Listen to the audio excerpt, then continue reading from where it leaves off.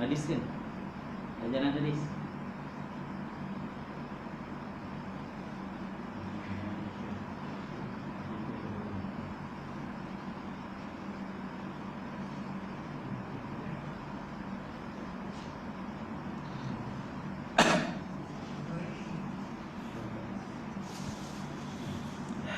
Sajuk lah. Sajuk tu semua.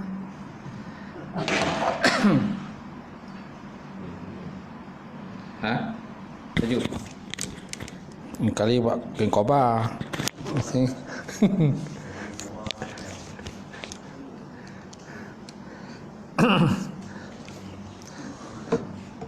Baik. Kita mulakan kuliah malam ni dengan sama-sama membaca Ummul Kitab ila hadratin Nabi Muhammad Mustafa Rasulullah sallallahu alaihi wasallam ala al-kiram was-sahabah ridha wa masyaallah. Al-Fatihah. A'udzubillahi minasyaitonir rajim. Bismillahirrahmanirrahim. Alhamdulillahirabbil alamin, arrahmanir rahim, maliki yaumiddin. Iyyaka na'budu wa iyyaka nasta'in. Ihdinas siratal mustaqim, siratal ladzina an'amta 'alaihim ghairil maghdubi 'alaihim waladdallin. Amin. Assalamualaikum warahmatullahi taala wabarakatuh. Alhamdulillahillazi nahmaduhu wa nasta'in wa nastahdi wa na'udzu billahi min syururi anfusina wa min sayyiati a'malina. May yahdihillahu fala mudhillalah wa may yudlilhu fala hadiyalah. Asyhadu an la ilaha illallah wahdahu la syarikalah wa asyhadu anna Muhammadan abduhu wa rasuluh. Allahumma salli wa sallim ala sayyidina wa nabina wa habibina wa syafiina wa zuhrina wa maulana Muhammad imamil muttaqin wa qaidul mujahidin wa ala alihi wa sahbihi ajma'in. Amma ba'. Fa inna asdaqal hadis kitabullah wa khairan hadi Muhammad sallallahu alaihi wasallam wa syarrul umuri muhdatsatuha wa kullu muhdatsatin bid'ah wa kullu bid'atin dalalah wa kullu dalalatin finnar. Qala Allah Subhanahu wa ta'ala fi kitabil azim. A'udzu billahi minasyaitonir rajim. Bismillahirrahmanirrahim. Wasari'u ila maghfiratim bi rabbikum wa jannatin ardu as-samawati wal ard mu'iddat lil muttaqin allazina yunfikuna fis sarra'i wad dharra'i wal kazimina al ghaidha wal 'afina 'anil nas wallahu yuhibbul muhsinin. Sadaqallahul azim. Maksudnya, bersegeralah kamu menuju kepada keampunan Allah Subhanahu wa taala dan syurga yang disediakan yang luasnya di antara langit dengan bumi, disediakan kepada orang-orang yang muttaqin, orang yang bertakwa kepada Allah Subhanahu wa taala. Orang-orang yang menginfakkan harta mereka sama ada ketika senang ataupun ketika susah, dan mereka itu menahan kemarahan mereka dan juga memaafkan kesalahan mereka, kesalahan manusia.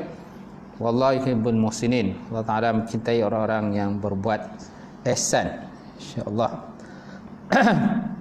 Alhamdulillah. Kita yang hormati Tuan Imam kita. Tak lupa juga Tuan Bilal, kemudian siap kita, seluruhnya pengerusi surau, setiausaha, menari, jurukuasa, tuan-tuan dan puan-puan muslimin muslimat yang berbahagia. Alhamdulillah, kita panjatkan budi syukur wa ta'ala. Allah Ta'ala sekali lagi memberikan kekuatan pada kita dapat kita hadir berjemaah maghrib bersama-sama, serta kita mengisi sedikit masa kita dengan kita menyambung kuliah pengajian kita malam ini. Malam ni kita baca kita hadis kan, Riyadus Salihin. Sampai bab apa tu? Tak tahu. Imam kusuk apa tu? Imam pun dah mengantuk nampak Benar. Ha?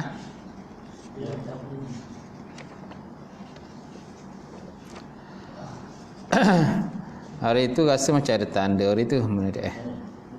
Ada. Ha?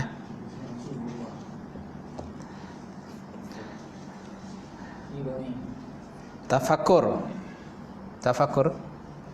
baru. Tafakur lah. Bab tafakur fi azimin ma'luqatillah ta'ala.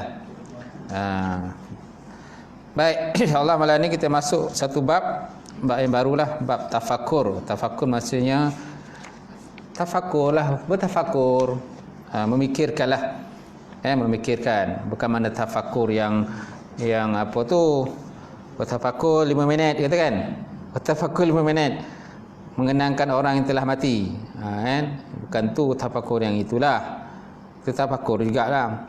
Tafakur ni maksudnya memikirkan kekuasaan, kehebatan Allah Subhanahu wa taala dan perkara-perkara yang cerita Allah Subhanahu wa taala. Baik. Jadi tafakur maknanya memerhatikan fi azimi makhluqatillah, pada kebesaran makhluk ciptaan Allah Subhanahu wa taala. Insyaallah. Qala musannifu rahimahullah taala wa nafa'ana bi ulumihi fi darain amin. Manusia dikenaki sentiasa mengingat Allah taala dengan berzikir ataupun sembahyang. Kata musannif ataupun pengarang, dia kata manusia dikenaki sentiasa mengingat Allah taala dengan cara berzikir. Berzikir kan? Berzikir macam jenis-jenis zikir lah. Sama ada berzikir cara duduk, berdiri, berbaring kan, ataupun sembahyang atau solat lah. Solat pun dalam satu bentuk zikir lah. Dia bukan saja ibadah, malah satu bentuk zikir. Kita mengingat Allah Subhanahu wa taala pada setiap masa di mana dia berada. Di mana saja kita berada, kita memang disuruhlah sentiasa berzikir kepada Allah taala supaya hati kita ni sentiasa khusyuk dan tawaduk pada Allah, dan berfikir tentang semua ciptaan Allah Subhanahu wa taala, makhluk lah, sama ada yang berada di langit ataupun makhluk yang terdapat di bumi, di langit ataupun di bumi, sama ada yang terbang di udara, berenang dalam lautan, renang dalam sungai, berjalan di atas tanah, ada yang merangkak, ada binatang yang merangkak, ada yang melompat, terbang, macam-macam jenis makhluk Allah Taala ciptaan ni. Dengan berbuat demikian akan menambahkan tingkatan keimanan seseorang dan menjadi manusia yang bersyukur kepada Allah Subhanahu wa taala. Firman Allah Subhanahu wa taala dalam Al-Quran, "Qul innama a'izukum biwahidah." Qul innama a'izukum biwahidatin an taqumu lillahi masna wa furada summa tatafakkaru ma bisahibikum min jinnah in huwa illa nazirul lakum baina yaday azabin syadid. Surah As-Saba ayat 46. Apa maksudnya tuan-tuan? Qul kata olehmu ya Muhammad, innama a'izukum bih, hanya saja aku ini adalah sebagai pemberi peringatan ataupun pengajar. Mu'izukum, aku ni asal mana mu'izi ni, mana pemberi peringatan. Mu'izukum biwahidah, aku ni lah hanya seorang pemberi peringatan ataupun pengajar dengan satu perkara sahaja. Antakumu lillahi masna wal furada, iaitu naklah kamu bersungguh-sungguh berusaha mencari kebenaran kerana Allah Ta'ala semata-mata, ada dengan cara berdua kan. Antakumu lillahi masna wa furada, sama ada kita berfikir tadi dengan cara berdua orang, wa furada ataupun dengan seorang diri, sama ada kita fikir dengan jumlah 2 orang atau lebih lah, ataupun kita berfikir seorang diri. Summa tatafakkaru, kemudian naklah kamu berfikir sematang-matangnya, yakni untuk mengetahui salah betulnya ajaran aku. Ma bisahibukum min jinnah, sebenarnya tidak adalah pada Muhammad itu yang menjadi sahabat kamu sebarang penyakit gila. Tiadalah sahabat kamu itu sebarang penyakit gila min jinnah. Jinnah mana gila lah. Sebagaimana yang kamu tuduh. In huwa illa nazirul lakum baina yadayh. Tidak adalah dia, ianya Nabi itu, kecuali seorang Rasul. Nazir, lagi pemberi peringatan, lakum bagi kamu, baina yadayh, di hadapan kamu. Baina yadayh azabun syadid. Di hadapan kamu nanti akan terdapatnya azab yang berat di akhirat besok. Kalau seandainya kamu mendustakan Rasulullah sallallahu alaihi wasallam. Jadi pada ayat ni tuan-tuan, antara apa yang benda nak disebut dalam ayat ni, pertama, Nabi beritahu aku ni sebagai pemberi nasihat. Kerana Islam tu dibina di atas nasihat kan. Ad-dinun nasihah. Nabi menyebut dalam sepotong hadis, ad-dinun nasihah, agama itu adalah sebagai nasihat. Kemudian sahabat bertanya, liman ya Rasulullah? Bagi siapa ya Rasulullah? Maka Nabi jawab, lillahi, bagi Allah, wali rasulihi, dan bagi rasulnya, wali kitabihi, dan bagi kitabnya, wali aimatil muslimin, dan juga pemimpin Islam, wa ammatihim, dan orang-orang yang selain daripada itulah, orang-orang awam lah. Jadi di situ jelas menunjukkan kepada kita bahawa Nabi ini adalah pemberi nasihat. Dan Islam ni pun, yang Nabi bawa pun merupakan nasihat pada kita. Bila sebut Islam, maka dia sudah tentu nasihat. Kerana dalam Islam itu terdapatnya benda yang benda larangan Allah Ta'ala, benda yang dibolehkan, benda yang dimakruhkan, benda yang diharuskan dan sebagainya. So maknanya bila sebut je Islam, maka dia merupakan asal mana Islam itu selamatlah. Tapi bila kita sebut Islam sebenarnya, dia merupakan nasihat bagi kita. Bila ada orang cerita tentang Islam pada kita, maknanya orang bagi nasihat pada kita. So jangan kita tolaklah nasihat daripada orang. Walaupun kadang-kadang sesuatu yang disebut tu kadang-kadang terasa pada diri kita lah. Terasa itu merupakan sebenarnya untuk nasihatkan kita, supaya kita jangan terus terlanjur buat benda yang tak elok dan sebagainya. Itu sebabnya pentingnya sahabat bagi kita. Kerana seorang itu bergantung pada sahabatnya. Kalau sahabat dia baik, maka dia jadi baik. Kalau sahabat dia jahat, maka dia pun jadilah jahat. Baik. Jadi Nabi SAW bersabda dalam hadis ini, dia kata, innama u'izukum biwahidah. Hanya sahaja aku ni sebagai pemberi nasihat kepada kamu. Dengan tujuan kerana apa? Kerana Allah Ta'ala nak bagi nasihat tentang cara Islam. Dia kata nak beritahu tentang Islam ni. Islam ni merupakan satu agama yang baik, bagus dan sebagainya. Kemudian naklah kamu fikir semata-matanya untuk mengetahui salah betulnya ajaranku. Punya Nabi mengajak supaya para sahabat ataupun orang kafir dan sebagainya, supaya memikirkanlah betul tak apa yang aku ajar ni, betul tak apa aku cerita ni. Jadi bagi orang-orang yang Allah Ta'ala beri taufik hidayah kepada mereka, sudah tentu dia akan menerima Islam. Bagi yang tak dibuka taufik hidayah, maka dia tak terima Islam. Malah bukan tak terima Islam saja, malah mereka menentang, berpakat dan sebagainya. Itu sebabnya pada zaman Nabi SAW, ada yang menentang Nabi itu secara individu, ada yang menentang Nabi itu secara berkumpulan. Contoh dalam peperangan, peperangan Badar, peperangan Uhud, peperangan Ahzab.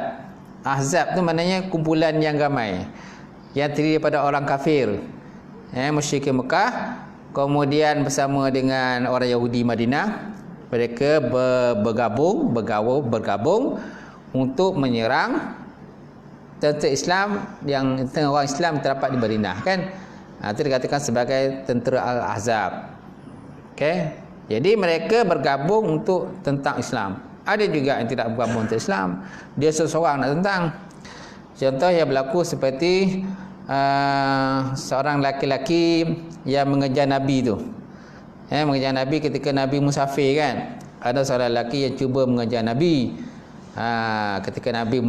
Ketika Nabi berhijrah bersama dengan Abu Bakar As-Siddiq, dan juga dua orang penunjuk jalan itu. Tapi akhirnya kudanya tadi terjerumus ke dalam pasir. Kan? Saya tak ingat, saya lupa nama dia. Kan? Dikejar-kejar dengan tujuan untuk apa? Untuk nak bunuh Rasulullah sallallahu alaihi wasallam. Baik, ada juga seorang laki-laki lain yang pernah nak cuba Nabi. Bunuh Nabi lah ketika Nabi SAW berbaring di bawah satu pokok, maka Nabi menggantungkan dia punya pedang tu pada dahan pokok tadi lah. Ketika Nabi tengah berbaring tadi, tiba-tiba datanglah lelaki kafir tadi. Lalu dia ambil pedang Nabi dan dihunuskan kepada baginda Rasulullah SAW. Kemudian dia kata pada Nabi, Ya Muhammad, siapakah yang akan menyelamatkan kau daripada pedang ini? Yang dihunus itu pedang Nabi sendiri. Maka Nabi SAW dia kata, Allah lah yang akan menyelamatkan aku. Tiba-tiba tuan-tuan, pedang yang dipegang tadi maka terjatuh pedang tadi. Lalu Nabi SAW pun bangun, ambil pedang tadi dan dihunuskan kepada lelaki tadilah, kafir tadi kan. Maka Nabi SAW berkata kepada lelaki tadi, siapa pula yang akan nak menyelamatkan kau daripada pedang aku? Maka dia kata, engkau ya Muhammad, engkau lah yang akan menyelamatkan aku. Apa tak? Itulah, jadi maknanya dalam konteks orang nak bunuh Nabi ni pada zaman Nabi SAW tadi, yang tadi pada kafir musyrik Mekah, ada yang berseorang diri dan ada yang berkelompok. Macam tu. Tapi akhirnya semua gagal untuk membunuh baginda Rasulullah sallallahu alaihi wasallam lah. Jadi dalam hadis ini dikata, dalam ayat ini, ayat surah As-Saba 46 disebut summa tatafakkaru. Kemudian naklah kamu berfikir tentang ajaran aku tadi. Betul tak apa yang aku sampaikan? Kerana apa sampai ke tadi merupakan wahyu daripada Allah Subhanahu Wa Taala. Bukan perkara main-main. Bukan orang kata cerita-cerita kosong, bukan cerita-cerita dongeng dan sebagainya. Tapi aku dilantik oleh Allah Subhanahu Wa Taala untuk diutuskan kepada kamu untuk menyampaikan mesej Islam kepada kamu supaya kamu menyembah Allah Subhanahu Wa Taala dan menghindarkan diri daripada penyembahan kepada taghut ataupun penyembahan kepada patung berhala, tuan-tuan. Baik. Kemudian Nabi Allah Ta'ala juga sebut dalam Quran tadi, dia kata, in huwa illa nazirul lakum. Tidak adalah Muhammad itu kecuali merupakan nazir. Nazir mana pemberi peringatan. Nun zal yara mana nazir pemberi peringatan. Kalau nun za yara nazir. Itu lain. Kalau nazir itu mana orang yang menilik, orang memerhatikan, itu nazir. Tapi kalau nun zayyara mana orang yang memberi peringatan. Sesiapa saja yang memberi peringatan kepada orang lain, sebenarnya orang tu boleh kita kategorikan sebagai nazir. Nazir mana orang yang memberi peringatan kepada orang lain. Macam tu. In huwa illa nazir lakum baina yaday azabun syadid. Dia hanyalah seorang rasul pemberi amaran kepada kamu sebelum kamu ditimpa azab yang berat di akhirat besok. Jadi sebelum kita semua diazab Allah Ta'ala, maka hendaklah kita mendengar kata dan juga menyahut apa-apa yang disampaikan oleh baginda Rasulullah SAW, dan janganlah kita bantah apa yang Nabi kata. Itu sebabnya Nabi SAW pernah bersabda, dia kata kullu ummati yadkhuluna jannah. Setiap umat aku itu semuanya masuk syurga illa aba kecuali orang yang enggan. Maka sahabat Nabi SAW bertanya, qalu ya Rasulullah faman ya'ba, maka siapakah orang yang enggan? Qala, maka Nabi SAW menjawab, man ata'ani dakhala jannah wa man asani faqad aba. Barang siapa yang taat kepada arahan dan juga perintahku, maka itu masuk syurga. Dan barang siapa yang membantah dan mengingkari perintah aku, maka sungguhnya mereka itu termasuk dalam kumpulan orang yang aba ataupun orang yang enggan lah. Seorang yang enggan, dia tak akan dapat masuk dalam surga Allah Subhanahu Wa Taala. Masuk enggan ini mana tak patuh lah, tak patuh perintah baginda Rasulullah sallallahu alaihi wasallam, tidak menjiwai apa yang Nabi sampaikan, buat dono je, buat tak tahu je kan. Apa yang Nabi pesan pada dia buat tak tahu je. Dengan alasan dia kata Nabi dah tak ada. Dengan alasan Nabi dah tak ada. Memanglah Nabi dah wafat. Tapi apa yang dibukukan oleh para ulama hadis, kan, Imam Bukhari, Imam Muslim, kan, Imam Syafi'i, kan, ulama-ulama yang besar-besar, kan, dibukukan segala ilmu-ilmu yang disampaikan daripada Nabi SAW kepada para sahabat, kepada tabi'in, ulama mutaqaddim, mutaakhirin dan sebagainya, semua dibukukan dan disampaikan kepada kita. So kita belajar seolah macam kita berada di depan baginda Rasulullah SAW. Bila dibacakan hadis, seolah macam kita berada depan Nabi. Bila dibacakan Al-Quran, seolah macam kita berada di hadapan baginda Rasulullah SAW yang membaca Al-Quran pada kita lah. Walaupun hakikatnya Nabi itu dah tak ada dah wafat. Baik, baik, seterusnya Allah Ta'ala menyebut dalam Quran, inna fi khalqis samawati wal ard wa ikhtilafil laili wan nahar la ayatin li ulil albab allazina yazkuruna Allah qiyama wa qu'udan wa ala junubihim wa yatafakkaruna fi khalqis samawati wal ard rabbana ma khalaqta hadza batila subhanaka faqina azab benar. Surah Ali Imran ayat 110, 190 hingga 191. Maksudnya inna fi sesungguhnya pada khalqis samawati wal ard, penciptaan langit dan bumi, wa ikhtilafil laili wan nahar, dan silih berganti siang dan malam, la ayatin li ulil albab, itu sebagai tanda bagi orang yang berakal, orang yang mempunyai akal yang waras. Allazina yazkuruna Allah qiyama, orang-orang yang sentiasa mengingati Allah Ta'ala, sama ada secara berdiri, qiyama berdiri, wa qu'uda, dan secara duduk, wa ala junihibihim, ataupun secara berbaring, wa yatafakkaruna fi khalqis samawati wal ard, dan mereka sentiasa berfikir tentang kejadian langit dan bumi. Rabbana ma khalaqta, lalu dia berdoa, ya Allah, Rabbana, ya Allah, ya Tuhan kami, ma khalaqta hadza batila, tiadalah engkau jadikan ini langit dan bumi tadi secara batil. Tiadalah engkau jadikan ini secara batil ataupun sia-sia. Subhanaka, maha suci engkau ya Allah, wa qina azabannar, maka kami lindungkanlah kami ya Allah, daripada azab api neraka. Daripada azab api neraka. Okey, ayat ni tuan-tuan, memang ayat ni popular lah, memang biasa kadang-kadang dibaca oleh imam dan sebagainya dalam sembahyang, kan. Jadi ayat ni orang kata nak sebut pada kita tentang pertama kejadian langit dan bumi.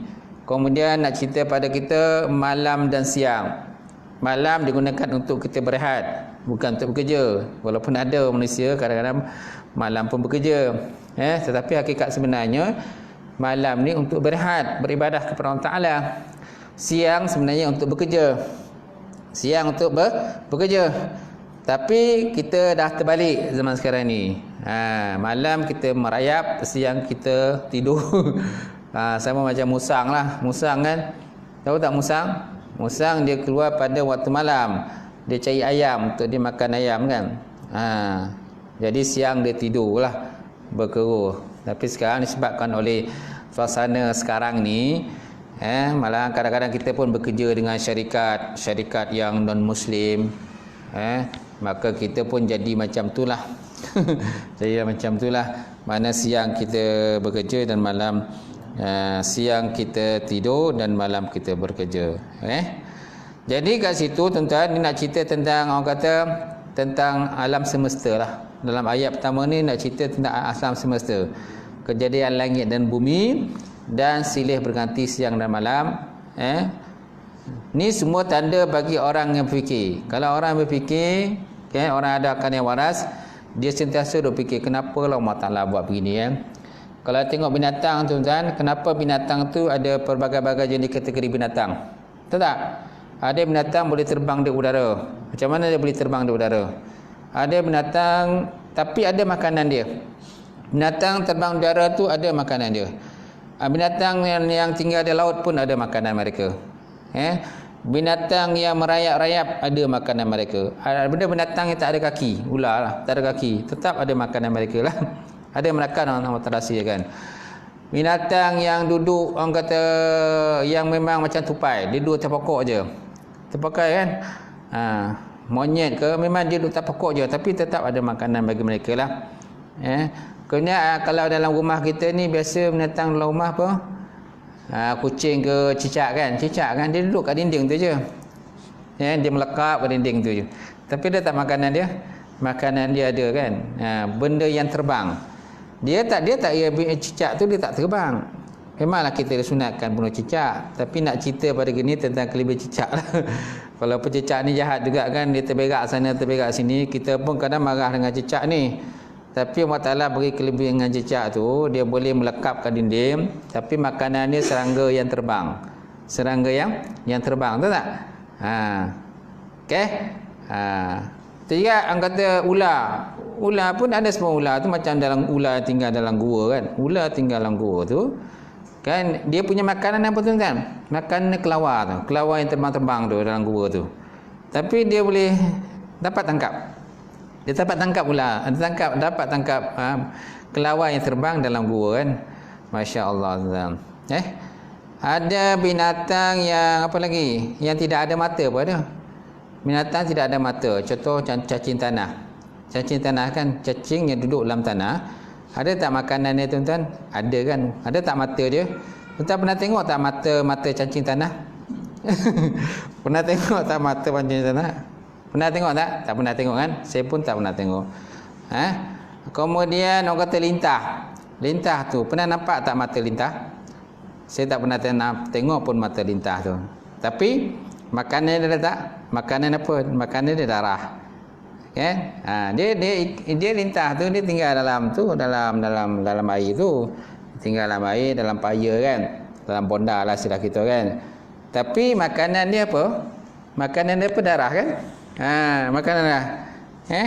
Rapik dia makan darah. Kita masuk letak kaki kita dalam bonda tu, dia pun datanglah. Rapiklah dia makan kat situ. Nampak? Itulah hebatnya ciptaan Allah Subhanahu Wa Taala. So kalau kita fikir kan tuan-tuan, ya Allah, tak terfikir kita orang.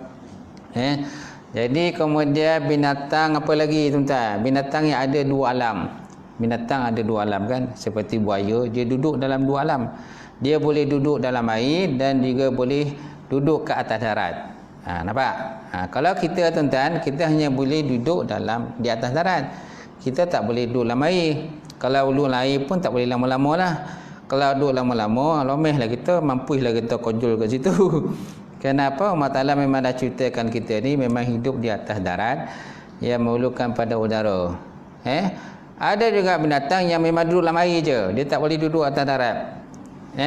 Kalau dia duduk atas darat je, memang inna lillahi wa inna ilaihi raji'un. Beberapa saat saja dia akan mati. Tapi ada binatang dua alam, dia tak kisah. Dia atas darat ko dan air ko, dia tak kisah. Samba dia kan pelagak lebih kan. Pelagak lebih. Kenapa? Dia berada dua alam. Masya-Allah tuan. Itulah kehebatan ciptaan Allah Subhanahu Wa Taala tuan. So Allah Taala ciptakan tu semua. Kalau kita duk fikir-fikir kan, memang tak habislah kita nak fikir dah. Itulah kehebatan Allah Taala, masya-Allah. Baik. Seterusnya Allah Taala menyebut dalam Quran, apala yanzuruna ilal ibili kaifa khuliqat wa ilas samai kaifa rufi'an wa ilal jibali kaifa nusibat wa ilal ardi kaifa tusihat fadzakir innama anta muzakkir. Apala yanzuruna ilal ibili kaifa khuliqat, adakah kamu tidak melihat, memikirkan ilal ibil, kepada unta. Kaifa, bagaimana, khuliqat, bagaimana dia dicipta. Kenapa kau tak fikir, tak melihat pada unta? Bagaimana dia Allah Ta'ala menciptakan unta kan? Cipta unta ni diumpamakan seperti orang kata, istilah kita apa tu? Kenderaan pada pasir lah. Dia macam kapal layar ataupun feri lah, feri atas padang pasir. Cruise lah, naik cruise kan? Padang pasir. Dia tangguh-angguh dan kita tahulah yang mana unta ni dia boleh tahan berhari-hari tak minum, dia tak kisah. Malah ada menyatakan sampai sebulan pun tak minum, dia tak kisah. Itu kehebatan yang ada pada unta lah. Tapi kita jangan Berapa jam kita tak minumkan dah hulu halal kan. Minta air kan. Itulah Allah Ta'ala ciptakan unta ni, dia boleh berjalan, dia tahan lasak lah. Dia tahan lasak. Itulah unta. Jadi Allah Ta'ala sebut dalam Quran ni tentang unta. Kenapa Allah Ta'ala sebut unta? Mesti ada kelebihan dia. Tak ada saja-saja tuan-tuan Allah Ta'ala sebut tentang unta. Betul juga dalam Quran cerita Allah Ta'ala menyebut tentang apa? Tentang labah-labah. Allah Ta'ala sebut dalam Quran cerita labah-labah. Kenapa? Supaya kita fikir tentang labah-labah tu. Kemudian Allah Ta'ala sebut dalam Quran berkenaan dengan ceritanya semut. Semut kan? Dalam Quran kan disebut tentang semut. Ketika Raja Sulaiman tu lalu di kawasan yang ada semut, kemudian Raja Semut berkata pada bala tentera dia, rakyatnya, masuklah kamu ke dalam tanah, kerana kata Sulaiman bersama dengan bala tenteranya lalu di kawasan ini. Jadi kenapa Allah Ta'ala sebut dengan semut? Mesti ada sebab Allah Ta'ala sebut tentang semut. Kemudian dalam Quran pun ada sebut tentang nyamuk. Kan? Kenapa Allah Ta'ala sebut nyamuk? Mesti ada kelebihan. Allah Ta'ala sebut lalat, mesti ada kelebihan dia kan. So dia ajak pada kita ni fikir kenapa Allah Ta'ala sebut benda ni kan. Mesti ada kelebihan sesuatu binatang yang Allah Ta'ala cipta itulah.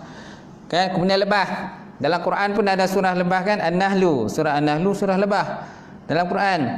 Kan? Kita lihatlah macam mana lebah tu membuat sarang di gunung-gunung, di gua-gua kan. Kan di mana sarangnya tu, kan jauh lah di atas bukit.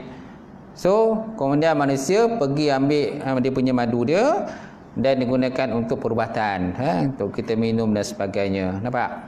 Dia ada kelebihan sesuatu Allah Ta'ala buat. Kemudian wa ila samai kaifa rufi'at. Wa ila samai fa kaifa rufi'at.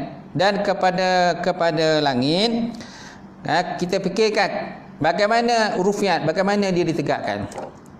Bagaimana langit itu dibina ataupun ditegakkan oleh Allah Subhanahu Wa Taala tanpa tiang. Tanpa tiang.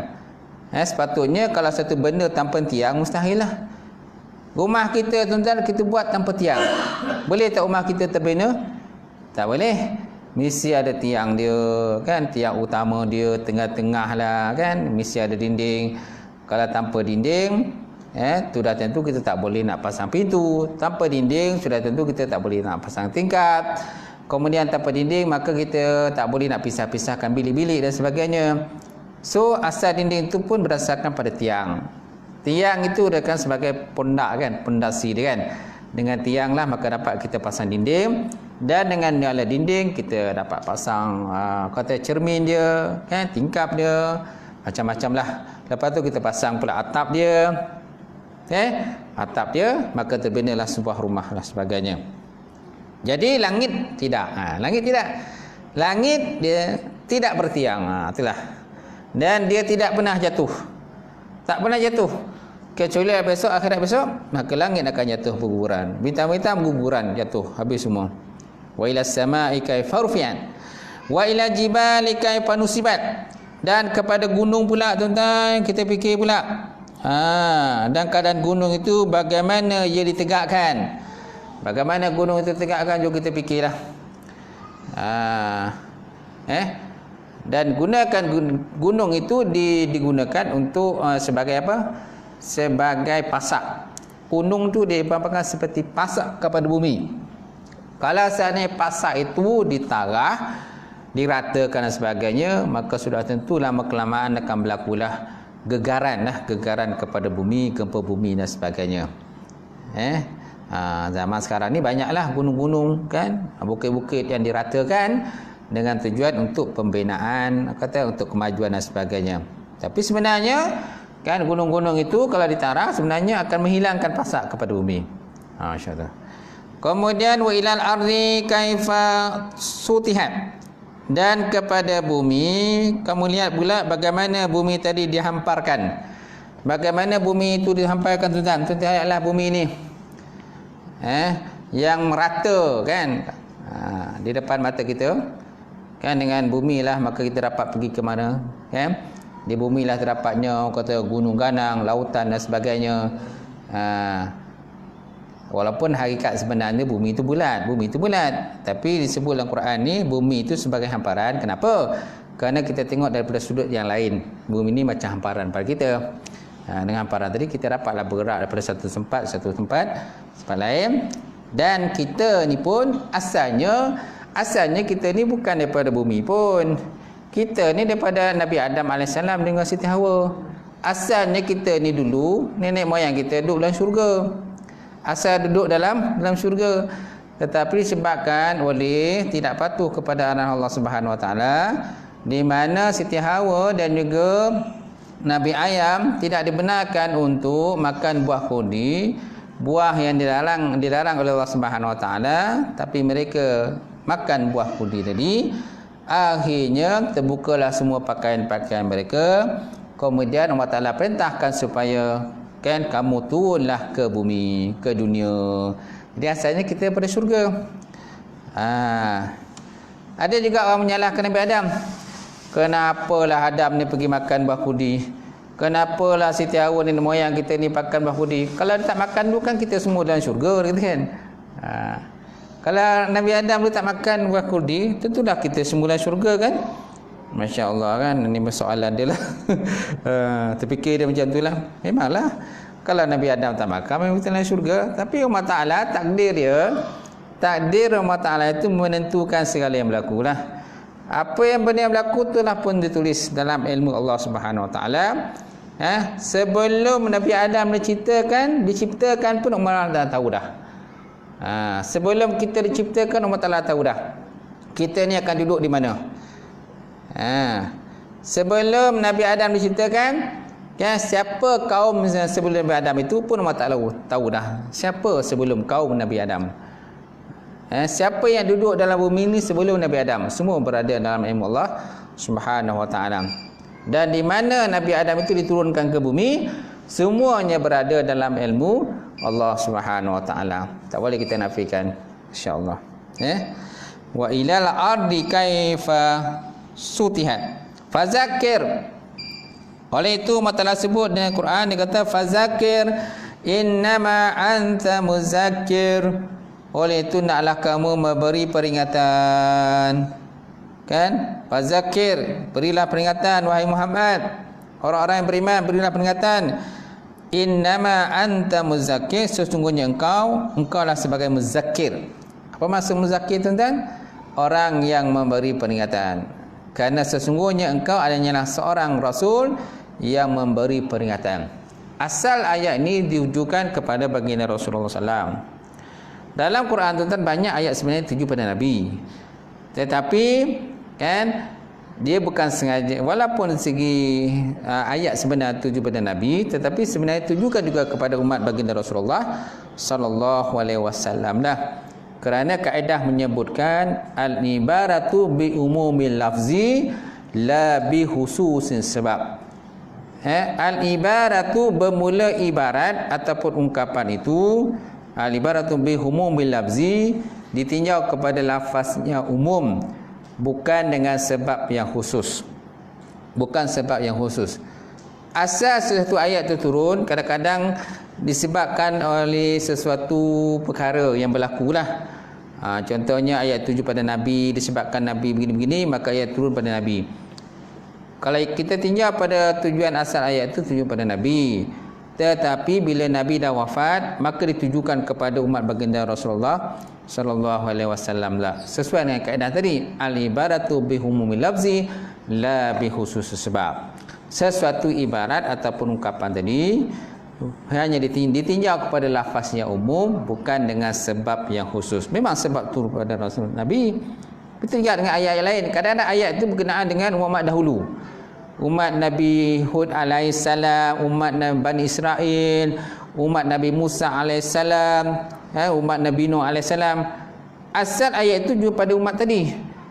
Tetapi oleh kerana Quran ni mukjizat dan Quran ni sesuai digunakan sampailah pada hari kiamat. Jadi dia bukan sahaja diturunkan ayat itu pada umat dahulu saja, malah kena juga pada kita umat baginda Rasulullah sallallahu alaihi wasallam. Itu sebabnya kita kena baca Quran selalu dan kita ambil pengajaran-pengajaran terdapat, walaupun pada tujuan ayat itu sebenarnya ditujukan pada umat dahulu, umat yang ada kaitan dengan ayat itulah. Masya Allah kan. Tapi sesuai untuk guna pakai pada kita juga. Baik, kita lihat maksud ayat ini. Mengapa mereka yang kafir masih mengingkari akhirat? Tidakkah kamu memperhatikan keadaan unta, bagaimana ia diciptakan unta tadi, dan keadaan langit bagaimana ia ditinggikan binaan dia, dan keadaan gunung ganang bagaimana dia ditegakkan, dan keadaan bumi bagaimana dia dihamparkan. Oleh itu berikan nasihatnya peringatan ini wahai Muhammad kepada manusia, dan janganlah kamu berkecita sekiranya ada yang menolaknya, kerana sesungguhnya engkau hanyalah seorang rasul pemberi peringatan. Memang ayat itu asalnya turun pada Nabi, tapi oleh kerana Nabi dah wafat, so ditujukan kepada kita pula supaya kita pun jadi galang ganti kepada baginda Nabi sallallahu alaihi wasallam, kerana sesuai dengan makna khalifah. Apa makna khalifah? Khalifah maknanya galang ganti, penggalang ganti kepada baginda Nabi SAW. Bila Nabi wafat, mana apa yang Nabi sampai dulu, kita pun ditugaskan untuk menyampaikan jugalah kepada umat-umat baginda Rasulullah sallallahu alaihi wasallam. Balighu lani walau ayat, sampaikan walaupun sepotong ayat. Walaupun sepotong ayat, tuan-tuan, sampailah. Kadang-kadang bila kita ceramah lama-lama, orang poning kepala, orang marah kita. Tak payah kau nak ceramah dengan dia lebih tahu. Tak payah ceramah panjang-panjang, ceramah pendek-pendek lah. Ceramah pendek-pendek je, tuan-tuan. Kalau ceramah pendek-pendek pun dia tak terima pun, tak apa nak cakap dah. Kalau yang ceramah tu ustaz ke, dia tak kisah. Ustaz ke, ceramah-ceramah hebat, ceramah 1 jam 2 jam pun dia boleh dengar lagi. Tapi kita ni orang biasa, dia tak nak dengar kita pun cakap dah. So jangan ceramah panjang-panjang, ceramah pendek-pendek je. Kalau ceramah pendek-pendek pun dia tak ada dengar pun, tak apa nak cakap. Seterusnya firman Allah Subhanahu wa taala, apalam yasiru fil ardi fayanzuru. Apalam yasiru fil ardi fayanzuru kaifa kana aqibatul mukazzibin. Sambung ayat itu. Adakah kamu, maka mengapa orang-orang yang tidak mau beriman itu supaya menggembara di bumi? Apalam yasiru fil ardi, kenapa kamu tak nak pergi menggembara di muka bumi? Fayanzuru, maka tidaklah kaifa kana aqibatul mukazzibin, bagaimana balasan yang ditimpakan kepada orang-orang yang mendustakan ayat-ayat Allah Subhanahu wa taala. Jadi dalam ayat itu, tuan, menyeru kepada kita, pertama, suruh berjalan, suruh musafir lah. Tapi nak musafir pun, apa yang perlu ada tu pada kita, tuan, kalau nak musafir? Pulus lah. Pulus tu tak? Kalau tak ada pulus, macam mana nak musafir, ustaz? Jadi nak musafir pun mesti ada pulus, mesti ada duit. Kumpul lah duit. Kalau tuan-tuan nak pergi mana-mana ke, pergi musafir, nak pergi buat melawat ke China ke Jepun ke UK kan, nak pergi Padang ke Bukit Tinggi ke, nak pergi Jakarta kan, perlukan pada duit. Memanglah ayat Allah Ta'ala sebut musafirlah kamu dalam muka bumi. Memang Allah Ta'ala suruh musafir, pergi melawat. Tapi melawat tu jangan hanya sekadar orang kata melawat-lawat begitu saja. Tapi Allah Ta'ala kata lawatlah, tapi dalam masa yang sama fikirlah. Fikirkan apa yang terjadi ataupun akibat yang berlaku pada orang yang mendustakan ayat-ayat Allah Subhanahu Wa Ta'ala. Mana pergi mereka? Kan, seperti kaum Iram ke, kaum Samud ke, kan, kaum yang orang kata yang dulu yang hebat-hebat, kan, kemana pergi sebenarnya mereka tu? Yang ada ialah binaan-binaan mereka, yang kesan-kesan binaan yang dah runtuh. Itu aja yang ada. Tapi dinyatakan dulu mereka asyaddu quwwah. Ada yang asyaddu quwwah, mereka ini bersangatan kuat tenaga mereka. Ada yang sampai menembus bukit pun ada. Kehebatan mereka lah pada zaman itulah. Zaman itu ada yang membina piramid dan sebagainya. Tapi sekarang ni mana pergi mereka? Semua habis dah, hilang. Hilang, dah tak tahu ke mana dah. Ada yang dihancurkan Allah Ta'ala, yang dibinasakan dan sebagainya. Kan, so kat situ pun kita akan ambil pengajaran. Kita pun besok satu hari pun boleh jadi macam tu juga. Kita pun boleh jadi macam tu. Kan, yang tinggal ialah bila kita mati, rumah kita yang hebat-hebat, yang bagus-bagus, rumah kita yang harga sampai juta-juta, bila kita mati besok, ambillah tinggal rumah. Sebabnya kita kena banyak berfikir. Afalam yasiru fil ardi fayanzuru kaifa kana aqibatul mukazzibin. Maka mengapa orang-orang yang tidak mau beriman itu tidak mengembara di muka bumi supaya memerhatikan bagaimana akibat daripada orang yang mendustakan ayat-ayat Allah Subhanahu wa taala. Itu sambungan ayat itulah. Jadi Al-Quran mengenai perkara ini banyak. Daripada hadis pula terdapat dalam hadis yang telah lalu seperti, lihat hadis di muka di nombor 68 halaman 146. Ada hadis nombor 68 muka surat 146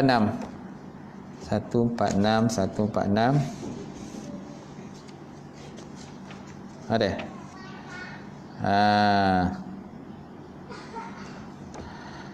Daripada hadis-hadis pula terdapat dalam hadis yang telah selalu sebut. Lihat hadis nombor 68. Okey, halaman 146. Mana hadisnya? Itulah. An Abi Ya'la Shiddad bin Aus radhiyallahu taala anhu, an Nabi sallallahu alaihi wasallam, al-kaisu man dana nafsahu wa amila lima ba'dal maut wal ajizu man ittama hawahu wa tamanni 'ala Allah. Okey, maksudnya al-kaisu orang yang cerdik itulah orang yang sentiasa muhasabah diri mereka, menghisap diri mereka, wa amila lima ba'dal maut, dan beramal untuk negeri yang sesudah daripada kematian, alam kubur dan alam akhirat.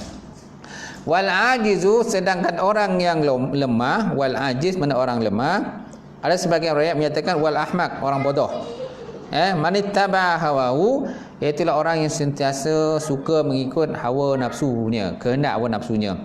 Wa tamanni 'ala Allah, dan hanya berangan-angan sajalah nak bertemu dengan Allah Ta'ala akhirat besok. Hanya berangan-angan saja nak melihat Allah Ta'ala, tetapi pada dia tak ada persiapan apa-apa. Orang yang tidak ada persiapan apa-apa, dia tahu dia besok akan mati dan akan bertemu dengan Allah Ta'ala besok di soal jawab akhirat. Tetapi dalam masa yang sama dia buat tak tahu je, buat dek je. Okay?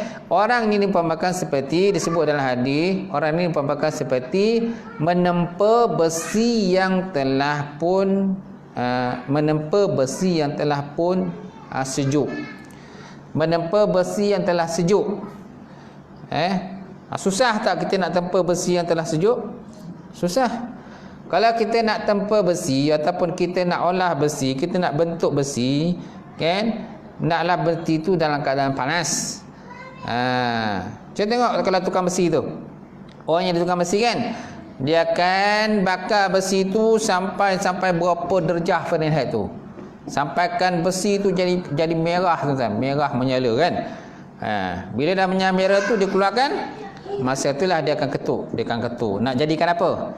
Keris ke, nak jadikan parang ke, nak jadikan tu ke, nak jadi dan sebagainya kan. Mesti dalam keadaan besi itu dalam keadaan panas. Bila besi dah keras, dah sejuk, besi dah kerut, dah tak boleh nak bentuk dah. Itulah ibaratnya. Orang yang hanya berangan-angan nak bertemu dengan Allah, nak berjumpa dengan Allah Ta'ala dalam syurga, tetapi dalam masa yang sama tuan-tuan, dia tidak nak buat persiapan apa-apa. Kau tak tahu je kan. Jadi orang ini apakah seperti menempa besi yang telah pensejuk, jadi tak ada gunalah. Kalau tempa-tempa pun dia akan melantun lah, lantun balik kan. Kita ketuk macam mana pun dia akan melantun balik. Kalau tak melantun pun mungkin besi itu akan patah. Jadi kalau nak bentuk mestilah besi dalam keadaan panas. Baik. Seterusnya, habis dah.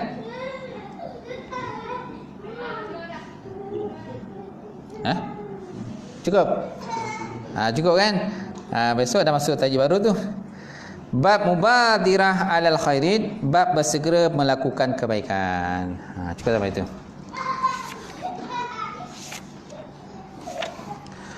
Apa kerja tu? Main seorang ke apa?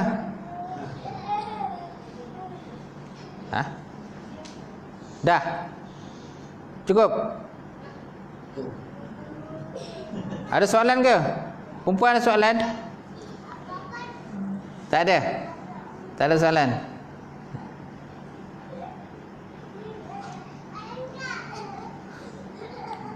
Alam kanak-kanak je tu lah ni. Alam kanak-kanak ni suka je kan. Ya kan. Selagi tak jatuh, selagi tu tak menangis. Kita pun tuan-tuan dulu pun macam tu juga. Kan? Duduk diam. Besok dah besar jadi imam.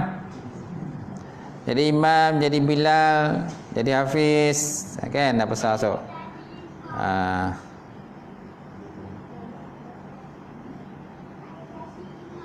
Dengan jadi imam. Dengar tu. Dia dengar tu cakap.